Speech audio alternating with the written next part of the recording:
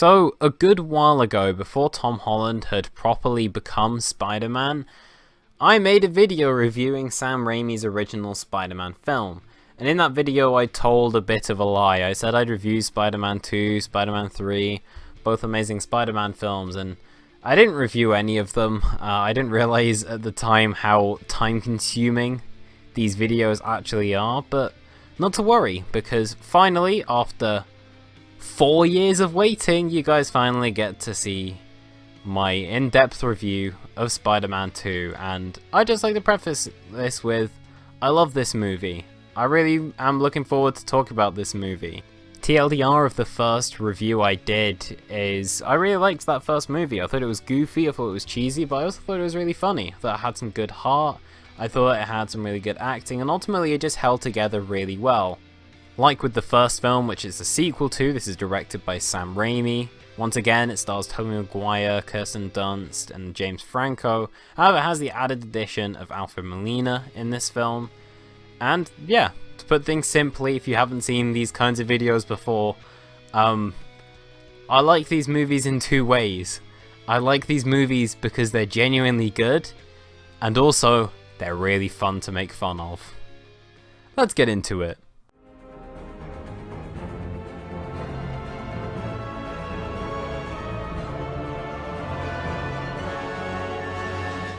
So, after an opening credits sequence that tells the origin of Spider-Man better than the Amazing Spider-Man films do, Peter is told to and deliver some pizzas.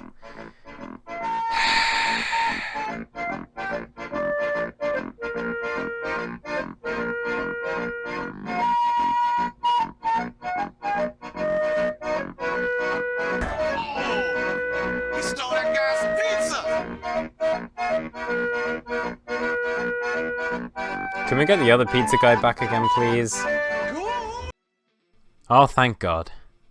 Anyway, I really like the opening of this movie. It gives us a really good encapsulation of what this film is like and what all superhero movies I feel should be like.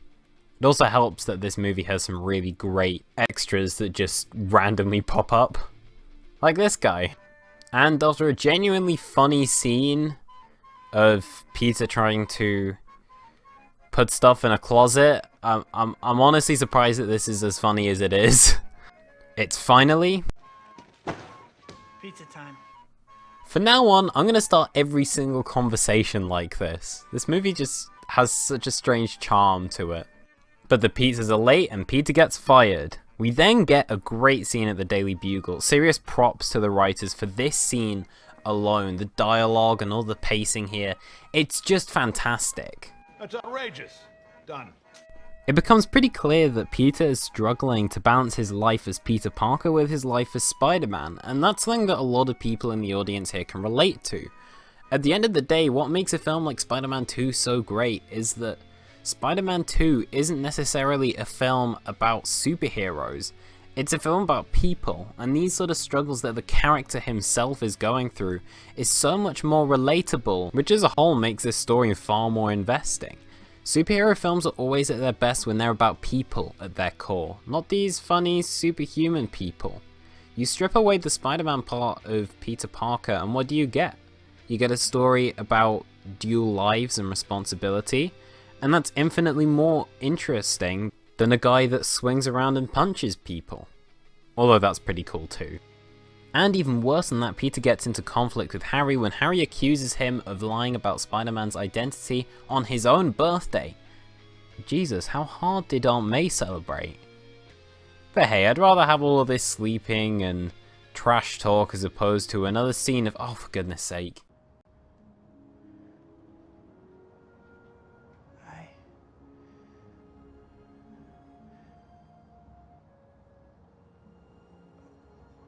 I was wondering if you're still in the village. Moving on. This is Peter's landlord, whose name is... You know, I'm not going to pronounce that. And he is absolutely hilarious. Nice. Like a rodent. Thanks, Mr. Dickovich. Hi, Pete.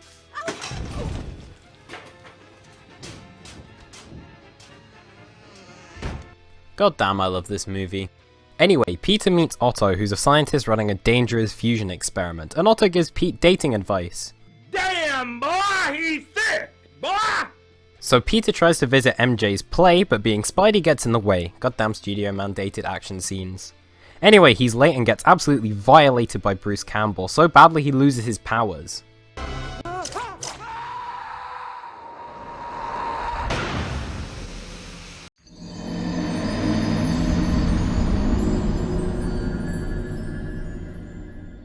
I also just want to give a shout out to this iconic scene too.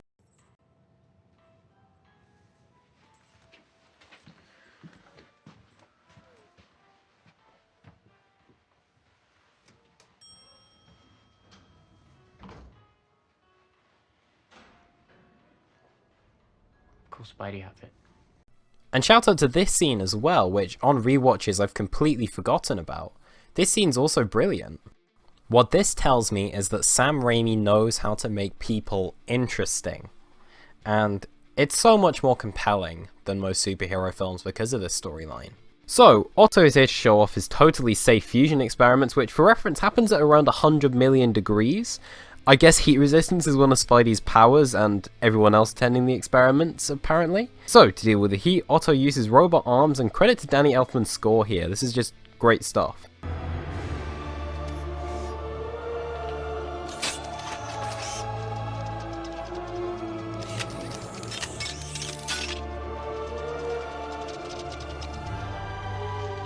But because the film doesn't have a villain yet, the experiment fails, killing Otto's wife, and we get this gem from Harry. I'm ruined. I have nothing left except Spider-Man. He saved your lives, sir. He humiliated me by touching me. Like, who's he talking to? We then get Sam Raimi outright doing a horror scene out of Evil Dead, which is genuinely scary and clearly shows that Otto has changed, and hence has become... Dr. Octopus. As always, J.K. Simmons is a pleasure to watch. You're fired. Chief, the planetarium party. Oh, right. You're unfired. I need you. Come here. Could you pay me in advance?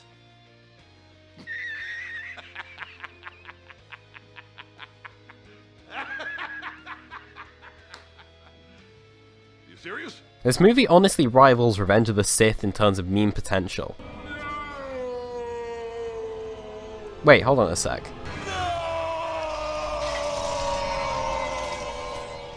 My point stands. Next up, in the wreckage of the fusion experiment, Doc Ock's arms start talking to him and tell him to be evil and to rebuild the reactor. And I like the presentation of this scene and all, including the talking metal arms, but why would you steal money just to then pay for materials legally? Why not just, steal the materials? Feels like less hassle. Anyway, he goes to rob the bank and oh, Peter's here too, what a coincidence. And well done to Aunt May for finally getting some screen time. But she gets held hostage, so Peter has to go and rescue her, and this fight scene is awesome. There's several swings and momentum, we got some great visuals, some great stakes established, and most importantly, we have lots of extras reacting to the fight. Oh hey, it's Stan Lee. With that fight over, Pete gets into another fight with drunk Harry, who lets him just slap him. That's some beta behavior there. Speaking of betas, MJ is now with Jameson's son, who's also an astronaut, which really upsets Peter to the point where he falls out the sky again. No.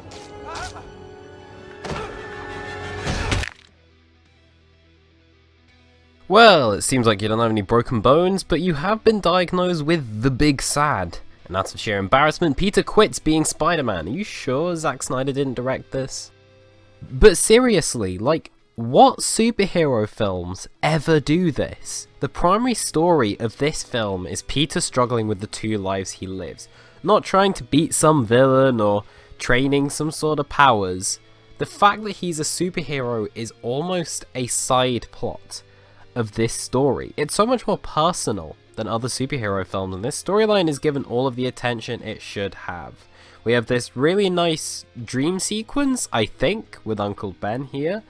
And yep, that's pretty cool too. No one ever really talks about this, but Tobey Maguire is really well cast in this film as Peter Parker. He actually gives a really good performance in this film. We're only halfway into the movie, and mentally we can see this guy has been pushed to his absolute limits So much to the point where Spidey gives up on being Spider-Man. But it's not all bad for Peter Parker. He's good in class, he attends MJ's play, and he even has a hot dog. I love how goofy this movie is. Anyway, when Spidey's suit is found and given to the Daily Bugle instead of, you know, the police, crime soars and the best Spider-Man theme ever composed for film is played. Spider-Man, where have you gone to, Spider-Man? Suck it, Danny Elfman. Also, Pete kinda just ignores this guy getting beaten up. But it's fine, because Tobey for once doesn't cry in an emotional scene. But it's also not fine, because Aunt May leaves, Pete lets some guy burn to death? Wow, I really skimmed over that part in previous rewatches. And everyone wants Spider-Man back. Peter tries to come back as Spider-Man, and he dies for the third time.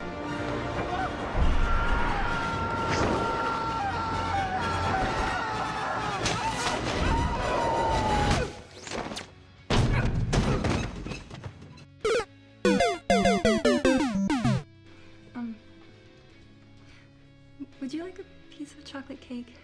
Is that a euphemism for something? In the meantime, while Pete's having his chocolate cake and milk, Harry and Doc Ock come to a deal. Spider-Man in exchange for the final piece of the reactor. However, in order to find Spidey, Doc Ock needs to find Peter. I'm leaving for the night, sir. Fine. Your father only obsessed over his work. Good night, Bernard. You're fired. So Doc Ock's plan to interrogate Peter is by throwing a car at him. You know that will kill him, right? But it's fine, because Pete survives, and he gets told to find Spidey, and MJ gets held hostage. Oh no. But find Spidey he does, and damn, this moment is awesome. I want Spider-Man!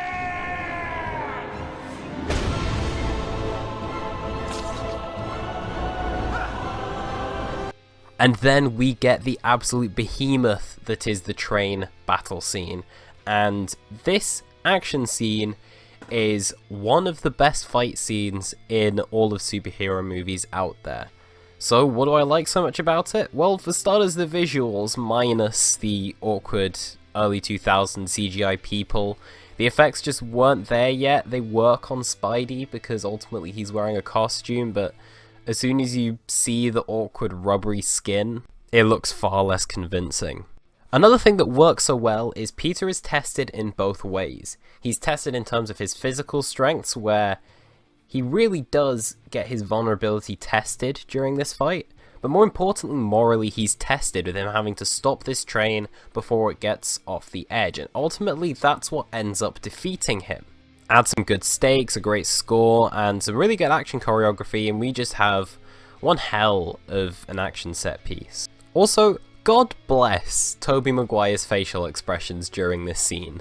And in a really endearing scene, Spider-Man is saved and protected by the people of New York who he saved, including Joey Diaz. You want to get to him, you got to go through me. And me. Me too. Well, these guys can't act, but at least they're tough New Yorkers. Psych, Doc Ock beats them all, captures Spidey, and delivers him to Harry. Awkward. But Pete says he'll explain later. I mean, you could just say Harry's dad stabbed himself in the nutsack and it wouldn't exactly be false, would it? It makes Spider-Man 3 a lot less hectic. Whatever, responsibility, because Spidey's on the clock, because MJ and loads of others will die if Doc Ock reactivates the reactor. Spider-Man and Dr. Octopus fight, MJ screams, and in the end Spidey cuts the power, which stops Doc Ock's arms from working? I guess it also magically repaired the destroyed inhibitor chip too? Peter tries to reason with Otto, but hang on, this guy's being choked. Why does he sound so, you know, normal? Anyway, Doc Ock brings the reactor down and he gets a really good redemption and a death. And honestly, I think that Doc Ock is probably the best villain in the Spider-Man series, period. For starters, I just think that the forearms thing makes him pretty cool, but also they really well establish him to already be this intelligent and charming man before he becomes the broken and twisted villain, in which case they actually motivate him quite well. He doesn't overstay his welcome, he's not goofy or anything, he just fits in there and he's a clearly established threat. I love his symbiotic relationship with the AI and those metal arms, and obviously He has a full character arc of him going from good to bad to good again, which ultimately leads to him sacrificing himself. Alfred Molina sells this all really well, and yeah, I ultimately feel like it's an earned solution to the story and the one that just fit the story the most naturally. In the meantime, MJ finally figures out that Peter is Spider-Man, and not gonna lie, this is actually giving me Five Nights at Freddy's flashbacks. Let's check this. But Peter saves Mary Jane, they both still have commitment issues, and her fiancé just appears. But it's clear what she really wants is those damn organic web shooters. Harry starts getting Willem Dafoe visions, which I always welcome. The more Willem Dafoe in my Spider-Man, the more I appreciate it. And here I was thinking the film was worse off without having him. Love you, Will. Anyway, I guess Harry will be the Goblin now. But following the themes of evil people, MJ stands up her own fiancé on their wedding day. Seriously, how'd this guy not become a supervillain when Jamie Foxx did? Twice. And how did Peter get changed so quickly? Anyway, Spidey's swinging to this awesome music and roll credits. And that's a wrap on Spider-Man 2. This is, in my opinion, the best live-action Spider-Man film ever made, although we'll have to see how No Way Home fares. But to put things simply, I love this movie. I think that this film does so many things right. So let's quickly talk about some of the things that I sort of touched on but didn't fully mention. I think I've spoken enough about Peter Parker's story arc in this film, which I think is really the main strength of this film, because it's not about a superhuman at the end of the day, it's about a human, and that's just inherently more interesting. I think that the villain in Dr. Octopus was really interesting as well, and I think that all of the plot lines converge really well on the central arc that Peter has to go through. It's all really effective, and it makes this whole story far more interesting than you get in most superhero films. As well as that, despite the fact this film's made in 2004, all of the action scenes and effects and a lot of the humour I think has aged quite well. Most notably, this film obviously does not take itself very seriously, and I really like that. It's a change of pace compared to where most comic book films are now.